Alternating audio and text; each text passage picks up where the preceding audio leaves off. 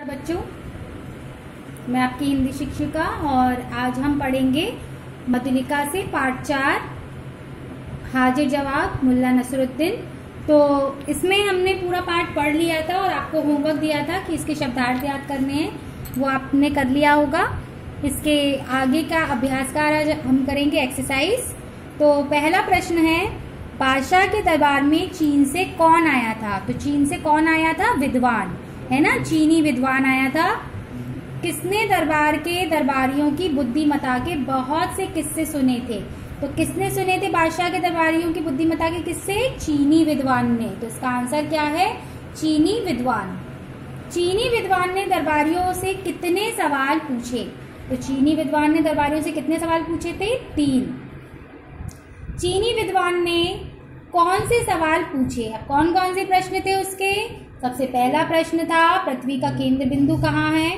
दूसरा प्रश्न था आसमान में कितने तारे हैं। और तीसरा प्रश्न क्या था? उसकी दाढ़ी में कितने बाल हैं। तो ये उसके 3 प्रश्न थे। दूसरा प्रश्न है, किसी दरबारी द्वारा सवालों के जवाब नहीं दिए जाने पर बादशाह ने क्या किया? तो जब किसी भी दरबारी ने सवालों के जवाब नहीं दिए तो बादशाह ने अंत में मुल्ला नसरुद्दीन को बुलाया। मुल्ला नसरुद्दीन ने पृथ्वी के केंद्र बिंदु के बारे में क्या कहा? तो मुल्ला नसरुद्दीन ने केंद्र बिंदु के बारे में क्या बताया कि मेरे गधे के पीछे वाले दाएं पैर के नीचे क्या है? पृथ्वी का केंद्र बिंदु है। विद्वान और मुल्ला नसरुद्दीन में कौन जीता? तो विद्वान और मुल्ला नसरुद्दीन में मुल्ला नसरुद्दीन जीते। दरबारियों ने किसकी वाहवाही की और क्यों? दरबारियों ने मुल्ला नसरुद्दीन की वाहवाही की क्योंकि उन्होंने अपनी बुद्धिमता से विद्वान के सारे प्रश्नों के उत्तर दे दिए थे। तो उसके आगे क्या है? रिक्त स्थान भरिए। तो विद्वान के सवाल सुनकर दरबार में सन्नाटा छा गया। क्या छा गया था? सन्नाटा। मुल्ला नसरुद्दीन को दरबार में बुलाया गया। मुल्ला नसरुद्दीन के पास एक गधा था। मुल्ला नसरुद्दीन ने पृथ्वी का केंद्र बिंदु गधे के पीछे वाले दाएं पैर के नीचे बताया। सही उत्तर चुनकर वाक्य पूरे कीजिए। तो सही उत्तर चुनकर वाक्य पूरे कीजिए। पहला वाक्य है, बादशाह सलामत, मैं चीन से आया हूं। मैंने, तो इसका सही उत्तर क्या है? इसके आगे, मैंने आपके दरबारियों की बुद्धिमता के बहुत से किस्से सुने हैं। तो पहला वाला ही बिल्कुल सही है, इसके आगे वही आएगा। दूसरा है, हम अभी मुल्ला नसरुद्दीन को दरबार में बुलाते हैं, वे आपके सवालों के जवाब अवश्य दे देंगे। तो ये दूसरा वाला बिल्कुल करेक्ट है, इससे जो वाक्य है वो पूरा सही हो जाएगा। सही उत्तर पर सही का चिन्ह लगाइए। विद्वान ने कितने सवाल किए? विद्वान ने 3 सवाल किए। बादशाह ने दरबार में किसे बुलाया? बादशाह ने दरबार में मुल्ला नसरुद्दीन को बुलाया। मुल्ला नसरुद्दीन दरबार में कैसे आए? मुल्ला नसरुद्दीन दरबार में गधे पर आए। मुल्ला नसरुद्दीन ने पृथ्वी का केंद्र बिंदु गधे का कौन सा पांव बताया? कौन सा वाला पांव बताया था? पीछे का दायां पांव। वाक्यों को शुद्ध कीजिए। विद्वान किसी अन्य देश से आई थी। तो विद्वान क्या है? एक पुरुष है, तो यहाँ पर क्या हो जाएगा? विद्वान किसी अन्य देश से आया था। दरबार में एकदम सन्नाटा थी, तो उसकी जगह क्या हो जाएगा? दरबार में एकदम सन्नाटा था। कीजिए अपने पहले सवाल। तो इसका सही क्या होगा? अपना पहला सवाल कीजिए। आपका सेवक हाजिर है। तो ये बिल्कुल सही लिखा है, आपका सेवक हाजिर है। इसके बाद नीचे चित्रों को देखकर उनके 3-3 पर्यायवाची लिखना है।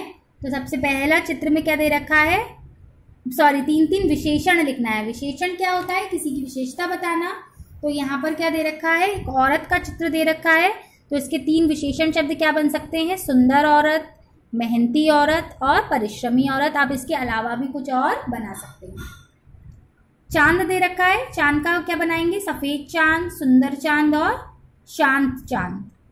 गधा दे रखा है, कमजोर गधा, आलसी गधा, मूर्ख गधा। तो आप इसके अलावा भी कुछ और भी बनाना चाहें तो वो बना सकते हैं। वर्ण विच्छेद कीजिए, ये मैं बहुत पहले भी सिखा चुकी हूँ कि वर्ण विच्छेद हम कैसे करते हैं। स्वर, जब हम व्यंजनों को स्वर से अलग करके लिखते हैं तो उनको हलंत लगा के लिखते हैं। तो हम जब भी व्यंजन को जब हम लिखेंगे स्वर से अलग करके तो उसमें हलंत लगा देंगे। मुल्ला, तो म के नीचे हलंत, फिर छोटा ऊ, फिर आधा ला, तो नीचे हलंत, फिर ला पे हलंत और उसका स्वर क्या है? आ।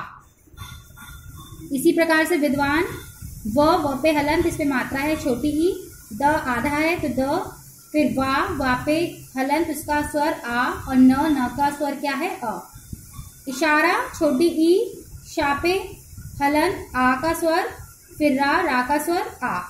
सबूत में भी ऐसे ही स पे हलंत, उसका स्वर अ, ब का हलंत, उस पे स्वर उ, त का हलंत अ। ऐसी हुकुम, ह पे स्वर उ, क का आधा है, म पे हलंत और उसका स्वर आ। अब इसमें अनुस्वार और नासिक का प्रयोग करके लिखना है। आंखें पे कौन सी मात्रा आएगी? अनुनासिक।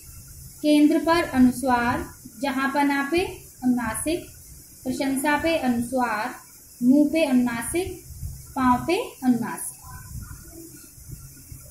वाक्यों के काल बताइए। सज्जनों, आप लोग ध्यान से सुनिए। तो ये क्या है? चल रहा है, उसकी बातचीत चल रही है, और जब कोई कार्य कर रहा होता है तो उसे वर्तमान काल कहते हैं।